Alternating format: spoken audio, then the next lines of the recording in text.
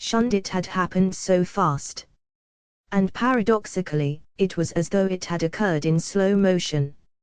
Sabina was the eldest of three, with a brother, Edmund, and sister, Alicia.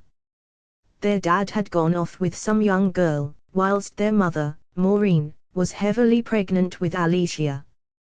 He had another family now, and family one were practically forgotten. Maureen had been attentive to her two younger children, leaving Sabina out in the cold, and Eddie and Alicia had been close to each other, but not to Sabina. There was 11 months between Sabina and her brother, and 10 months between Eddie and Alicia, making them, all three, close in age, but in all other respects, there was a distance between Sabina and her siblings. At 17, Sabina had got sick of her role as the family scapegoat. Moved in with then-boyfriend Jimmy, living in some bedsit, just outside Reading town centre. It was far removed from her mum's spacious 4-bedroom house in the posh part of Tilehurst. Maureen packed every last belonging of her eldest daughters, randomly and untidily, into cardboard boxes, insisting that she lacked the space to store even a few of Sabina's possessions in the family home. And Sabina was never made to feel welcome there again. Years later, when both Eddie and Alicia had moved out, Sabina discovered that her brother and sister retained their bedrooms, complete with many of their belongings, and that they were encouraged to stay at their childhood home, as and when they chose to. Eddie did not give his new address or any contact details to his elder sister, and Alicia gave an email address and her mobile number, but not her address, and not the landline number.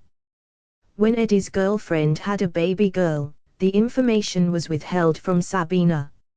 She never had been able to find out what they had called her niece, or anything about the child, and it hurt, because Sabina had no way of comprehending any of it. Then, one day, out of the blue, Maureen got in touch with her firstborn, via an email, worded icily and abruptly. Her father had died, and she was expected to attend the funeral. Sabina did not attend the funeral. Her health did not allow it.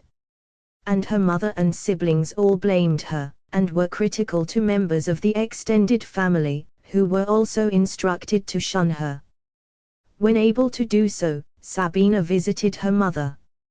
Her reception was hostile. "I need answers," said Sabina, joining her mother in the kitchen that was larger than her own entire studio flat. "What am I supposed to have done?" Predictably, a wall of stony silence was Maureen's response, as per usual. The kitchen knife caught Sabina's eye.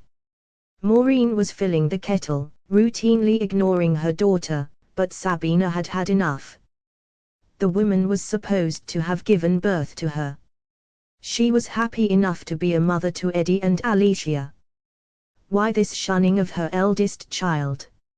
No more. Sabina reached out, and grabbed the knife.